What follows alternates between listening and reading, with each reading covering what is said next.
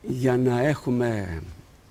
Μάλλον τα μάλια ξεκινούν από μίσος, κακία, ζηλοφθονία, εκδικητικότητα. Κάποιου ανθρώπου που βάζει κάποιο στόχο. Ναι, το ξέρουμε αυτό. Την κάνα πήγε και της έβαλε την πέτρα. Στόχο. Το θέμα είναι η Εκκλησία τι λέει γι' αυτό. Στόχο. Αλλά μετά δεν μπορεί να κάνει τίποτα αν δεν πάει στο μάγο. Το δεχόμαστε το μάγο. Ασφαλώς ότι υπάρχει. Το δεχόμαστε αρνητικά. Όχι θετικά.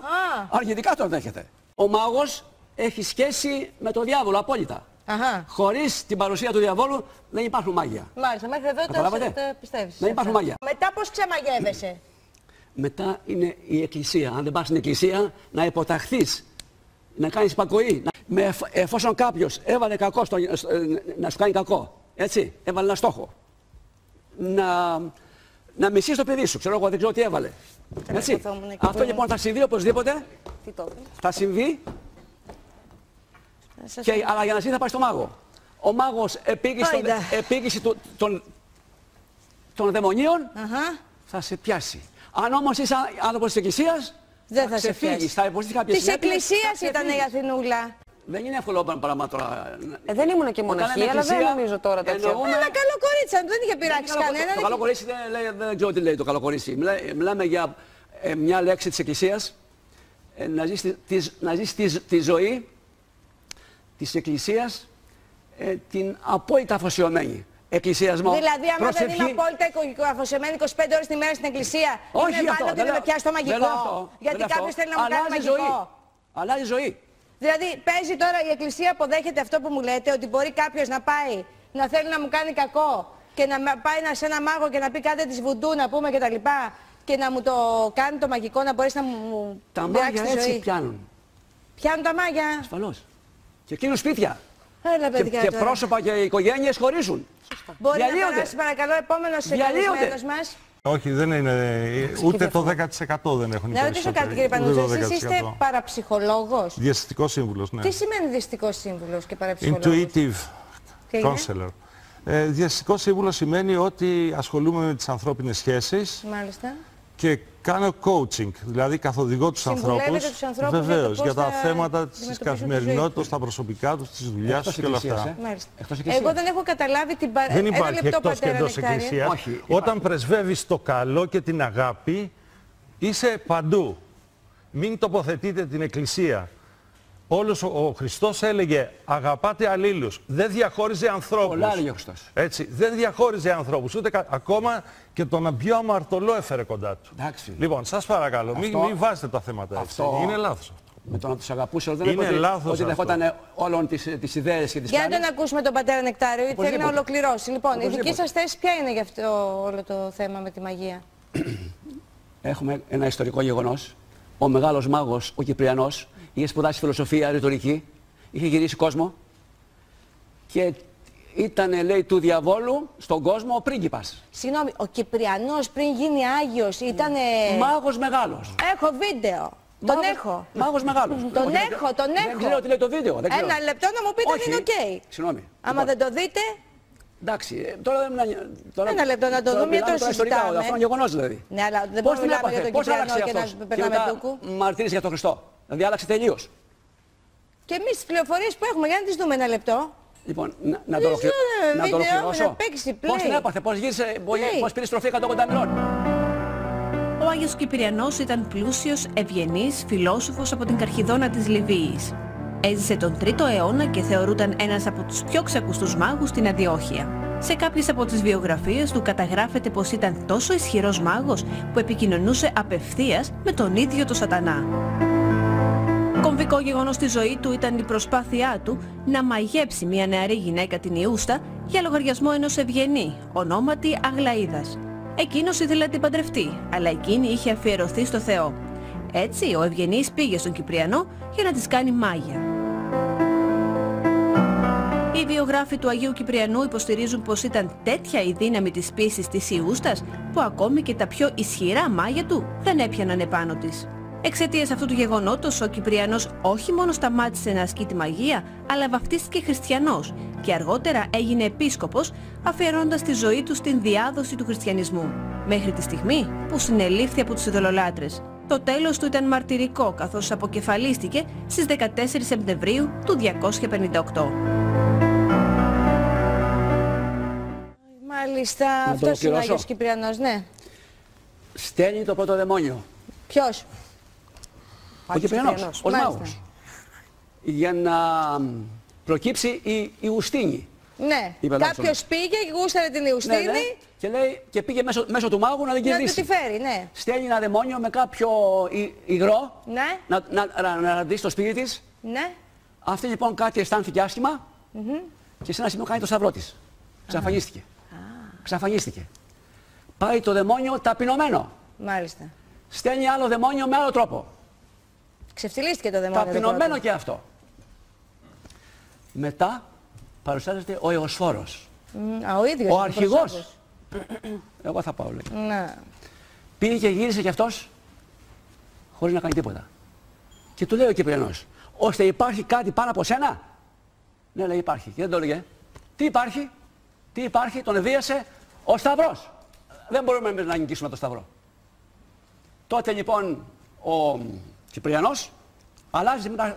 Σου λέει να το γυρίσω από την άλλη μεριά που είναι πιο δυνατό. Και λέει στον επίσκοπο ότι θέλει να βαφτιστεί. Και λέει ο επίσκοπος της Αντιόχειας, κάτι πλόφα μας παίζει. Μην τον εμπιστεύεστε εύκολα. Καίει τα βιβλία του στην πλατεία της Αντιόχειας, βαφτίζεται και μετά.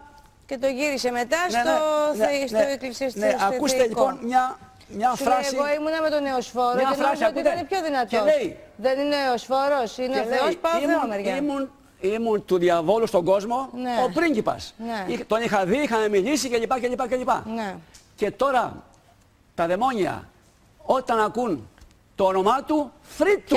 Πιανού. Του Κυπριανού. Ναι. Και έχω προσωπικό γεγονός που ταράχτηκα και ο ίδιος εγώ, διότι γιορτάζει 2 Οκτωβρίου. Ναι. Βρέθηκα λοιπόν την ημέρα κοινική στη Μυτιλήνη, στο Μανταμάδο, αν ξέρει κάποιοι, το Αρχαγγέλο Μιχαήλ. Ναι.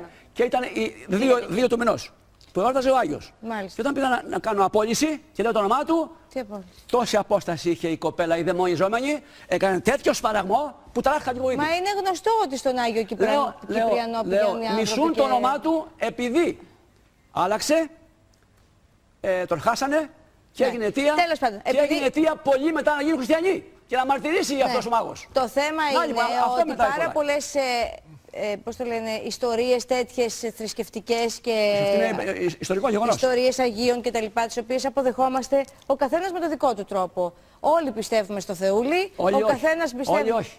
Όλοι κάπου πιστεύουν. Πρέπει να αποδεχτώ τον Άγιο Κυπριανό και ότι έγινε ακριβώς έτσι και έτσι και έτσι, για να πιστεύω. Στο Θεό σήμερα. Γιατί εγώ τώρα αυτό το πράγμα όλο το ακούσα παραμύθι, το οποίο είναι ωραίο. Οι νεοέλληνες σήμερα δεν πιστεύουν όλοι.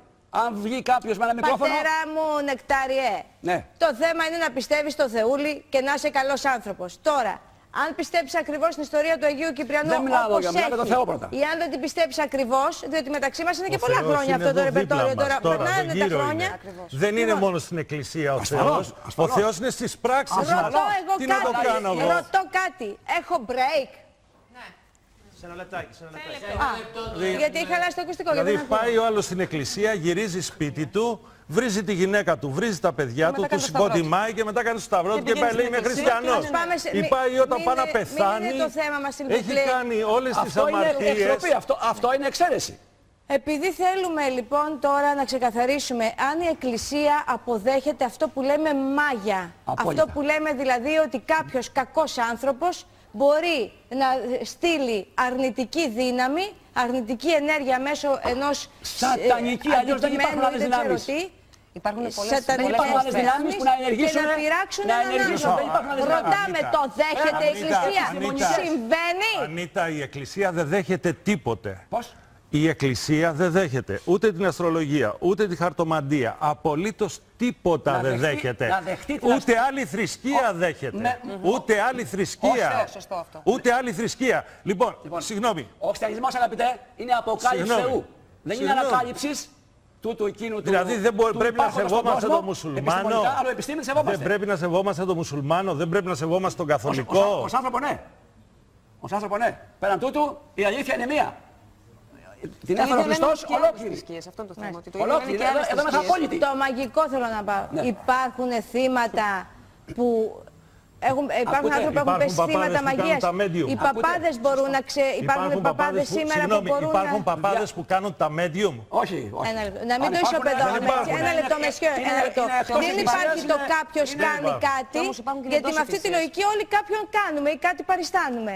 Υπάρχουν παπάδες, οι οποίοι οι παπάδες βρίσκονται εκεί για εκείνους που πιστεύουν και τους συμβουλεύονται όταν γουστάρουν οι άνθρωποι και πάνε στους παπάδες.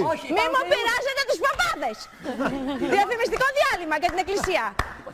Εδώ μέσα.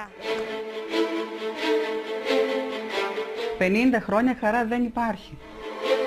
Λέγα Θεέ μου, πότε θα σταματήσει αυτό το κακό. Εγώ ζω από θαύμα.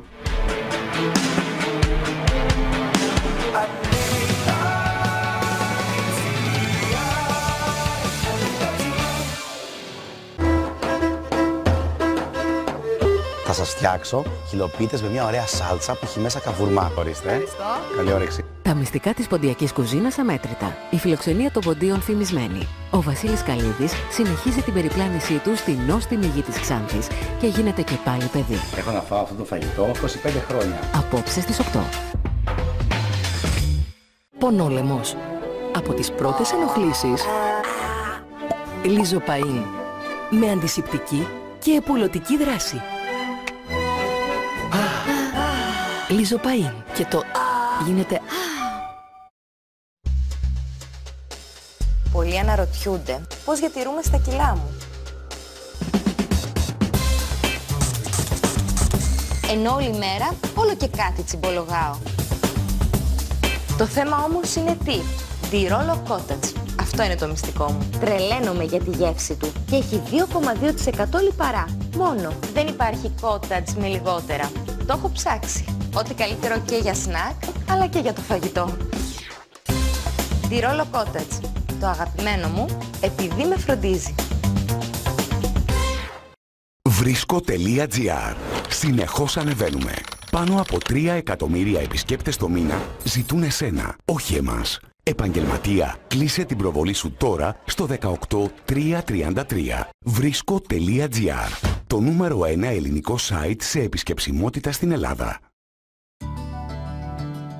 Ετοιμαστείτε να υδρώσετε και να χάσετε πόντους και βάρος, να σμιλέψετε το σώμα σας, να αποκτήσετε επίπεδη κοιλιά, να λεπτύνετε τη μέση, να σφίξετε πόδια και γλουτούς και να μειώσετε την κυταρίτιδα. Σας παρουσιάζουμε τη Velform Sweat Shapers, την ειδικά σχεδιασμένη βερμούδα